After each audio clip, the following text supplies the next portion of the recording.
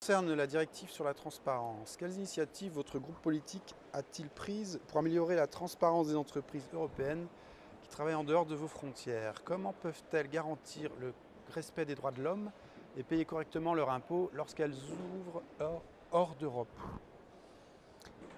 La réponse à cette question est spontanée. La résolution du Parlement européen sur la traçabilité a vu le jour au sein de notre groupe politique.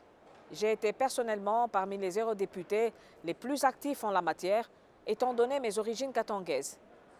Je connais presque directement la question du trafic des minerais et les dégâts que cette pratique a pu infliger au continent africain.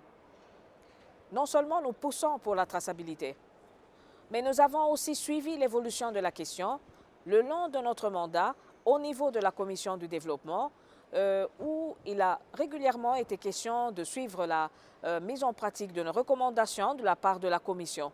Sur ce sujet, nous allons conclure le mandat par l'examen du guide aux entreprises que la Commission européenne a produit en collaboration avec l'OCDE et pour faciliter l'adhésion des sociétés minières et leurs intermédiaires aux indications de la loi sur la traçabilité.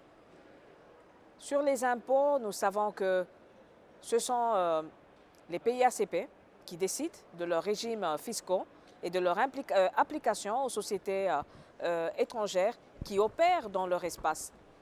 Les politiques d'attraction des investissements étrangers poussent malheureusement les ACP à plus de souplesse, d'allègement fiscal pour les entreprises étrangères, notamment européennes.